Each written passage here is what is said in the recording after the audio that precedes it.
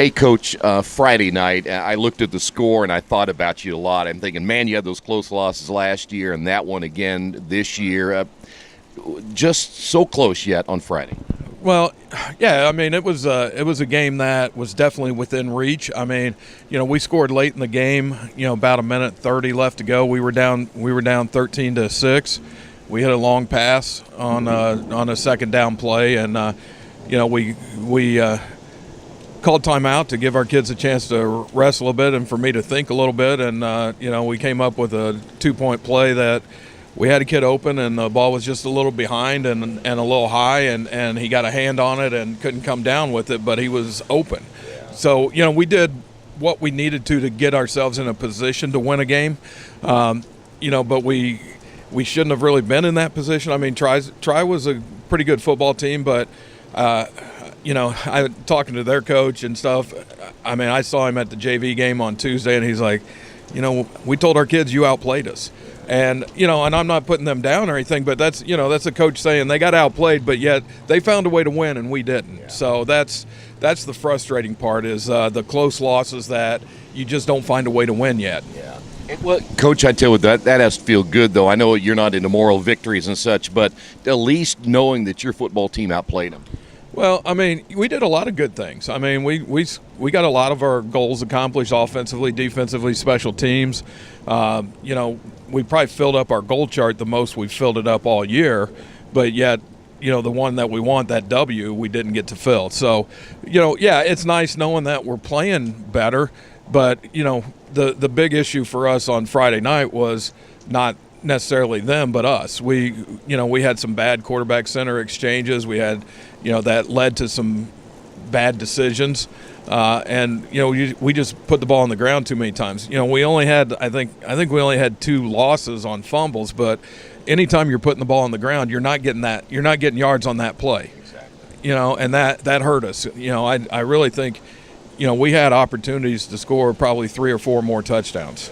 And it does sound like, at least talking to a couple of the players, that offensively, even though the points on the board weren't there, and you again say missed opportunities, that you're starting to gain a little bit more on that side of the football too. Well, I think our running game's been pretty solid for the most part. We got 2 kids that are, they're not averaging 100 yards, but probably 70 to 80 yards each. We're rushing the ball pretty well, even against teams. I mean, Union County stacked. They put 9 guys in the box, and we really did not throw the ball well against them. We did throw the ball better against Tri. We had a couple of big receptions, especially the touchdown late in the game when they knew we were throwing, and we still got it done. So that was a good thing. But I'm not. The thing I like about this group here is none of those kids that are carrying the ball care who's getting it. Yeah. One game Jeremiah might be the leading rusher, and another game Alex is the leading rusher, and they don't really care. So that's a good thing. From that standpoint of throwing the football, and being around this game so long, it really opens up so much more in the other parts of your game. You apparently then did like what you saw in the passing attack, and that's something you can continue to develop. Well, yeah, and I think a big part of that is just committing to some things and taking time in practice to make sure that you work on the parts of the game that you need the most work on. And the last couple of weeks we've worked more on the passing stuff and situation things and things that we think when we're in certain formations, what kind of coverage we think we're going to get based on film.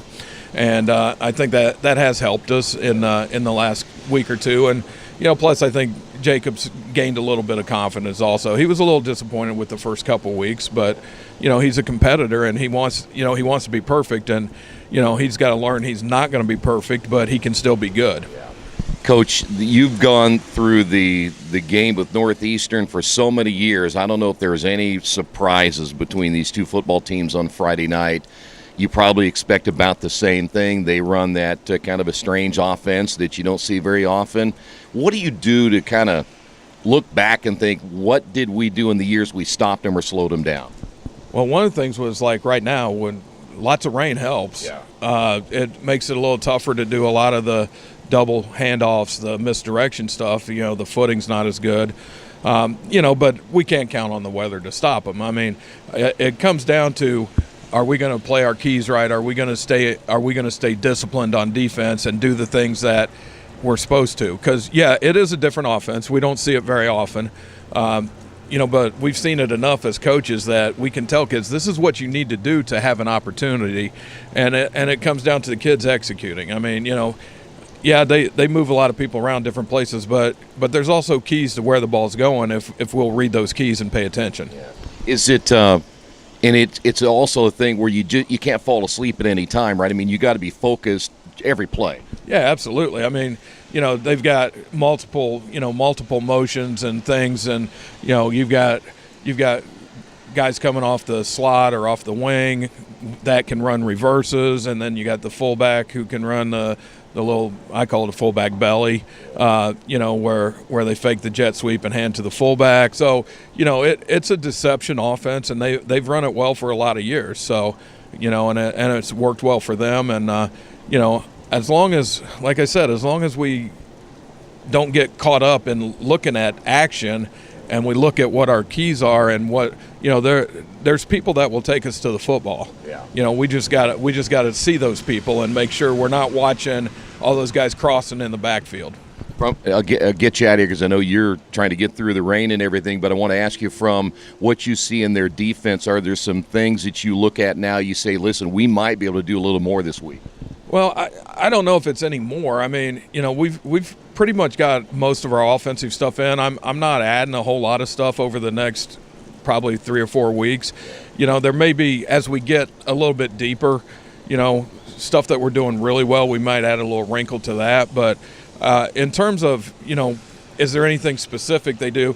Yeah, I mean, they play aggressive, they play hard, they play a lot of 4-3 stuff, a little cover 4. They play those safeties, in the halves, and they do a great job coverage wise. And I have seen them. I expect that we'll see them in some 5-man front as well as we've run the ball. I know against Tri they played a lot of 5-man front in the first half of the Tri game. So I've at least kind of seen it on film a little bit. It's not what they traditionally have done, but sometimes you got to make some changes, and that's one way to try to slow down a running team a little bit, get some extra people on the line of scrimmage, and I expect that we'll see a 5 at some point, if not right off the start. And a last thing, and I got to ask you, it seems like you can move the football in them, but once you get into that red zone, it's awful hard to score.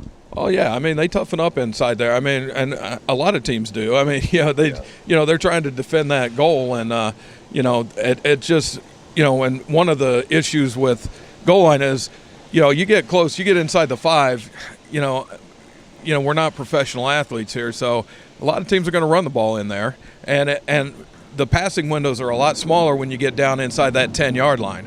It's a lot easier to defend the goal line because, you've got that end line as a defender as well. So, it does kind of limit a little bit what you can do offensively, or maybe I'm just not imaginative enough. I don't know. But, I mean, a lot of teams are tough inside the goal line, inside that 10-yard line.